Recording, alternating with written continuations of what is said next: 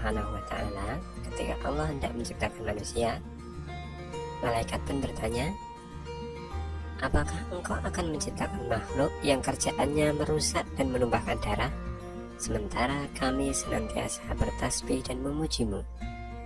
Allah pun menjawab, aku lebih mengetahui apa yang tidak kamu ketahui.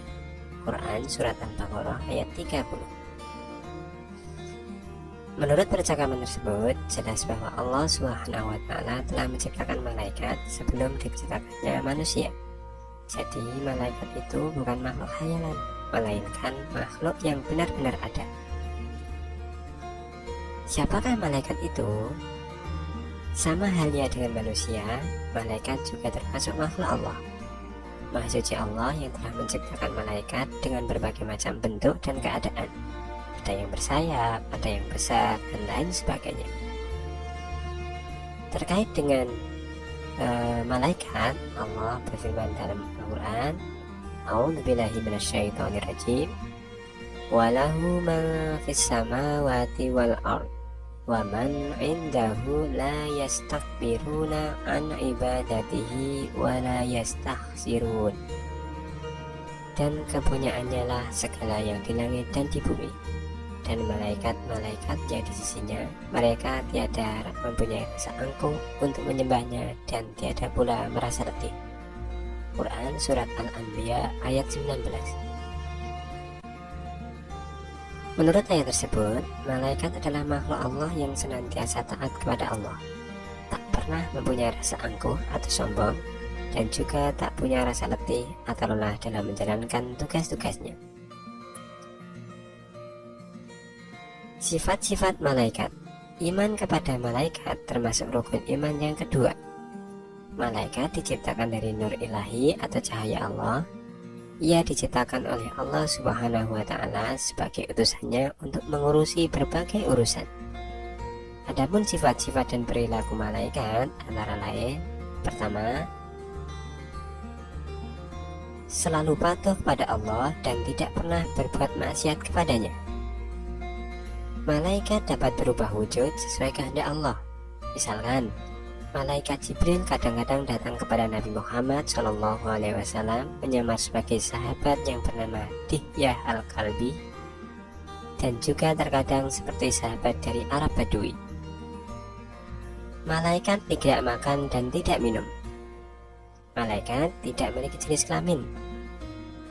Malaikat tidak pernah letih dan tidak pula berhenti beribadah kepada Allah Subhanahu wa ta'ala.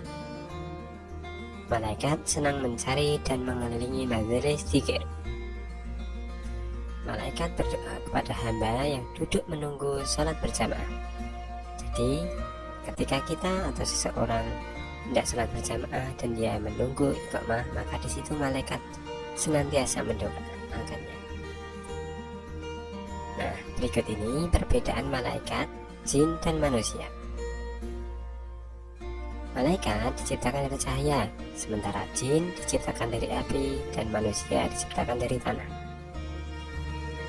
Malaikat merupakan makhluk gaib, jin pun juga begitu, tetapi manusia merupakan makhluk kasat mata atau yang bisa dilihat dengan mata.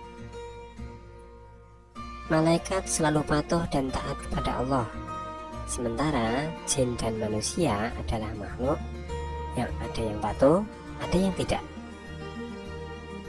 Malaikat tidak makan dan tidak minum, sementara jin dan manusia makan dan minum.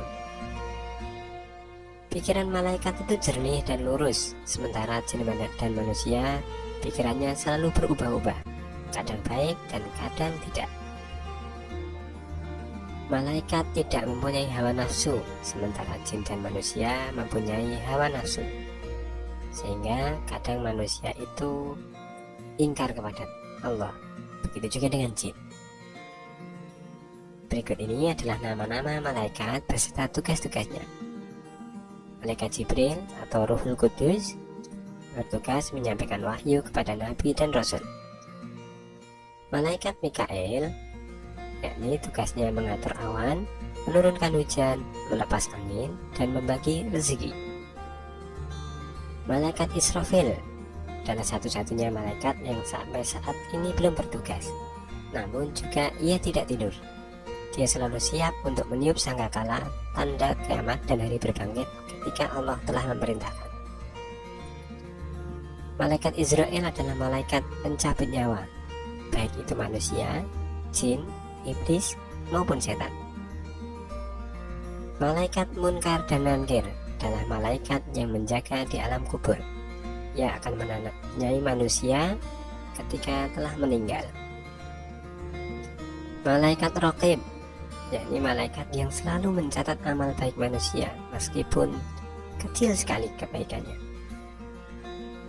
Kemudian malaikat Atid adalah malaikat yang senantiasa mencatat amal buruk manusia. Meskipun kita melakukannya jelas sembunyi-sembunyi, malaikat pasti mengetahuinya. Kemudian malaikat Malik adalah malaikat penjaga pintu neraka, disebut juga malaikat Zabaniyah.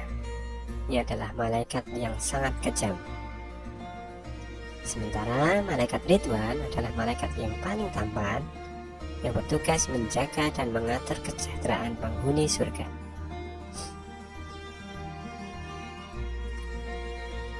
Setelah kalian mengetahui tentang iman kepada malaikat, bagaimana sifat-sifatnya dan apa tugas-tugasnya, berikut ini adalah perilaku tanda kita telah mengimani malaikat tersebut.